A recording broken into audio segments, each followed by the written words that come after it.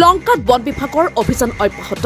এক গোপন সূত্ৰৰ পম খেদি লংকাৰ বন বিভাগে জব্দ কৰে বৃহৎ পৰিমাণে কাঠসহ এখন বাহন উৎখাত কৰে এটা পেঞ্চ মিল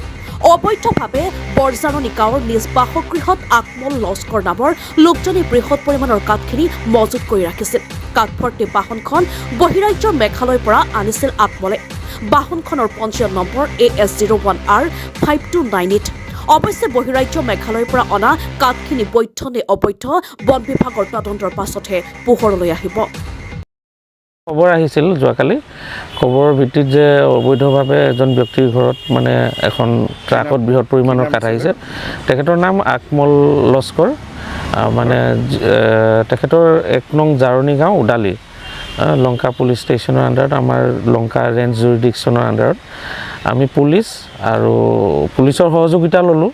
লগতে আমাৰ লংকাৰ আমাৰ বিভিন্ন কেম্পৰ যিখিনি ষ্টাফ আছিলে তেওঁলোকৰ লগত আমি এইটো অপাৰেশ্যন চলাওঁ আৰু তেখেতৰ আমি বিচাৰিছিলোঁ যে কিবা আপোনাৰ কাৰণ আমি জানোৱে তেখেতৰ কোনো বৈধ অনুমতি নাই ইমানখিনি বৃহৎ পৰিমাণৰ কাঠ মজুতকৰণৰ কাৰণে আৰু যেতিয়া আমি অভিযানটো চলাইছোঁ তেখেতৰ চৌহদত এটা বেঞ্চ মিল তেওঁলোকে বহাইছিল যদিও অপাৰেশ্যনেলাইজ নাছিলে কিন্তু এইটো সম্পূৰ্ণ বিনা অনুমতি আমাৰ লগত কোনো অনুমতি নোহোৱাকৈ এইটো কাম কৰিছে গতিকে আমি মিলসহ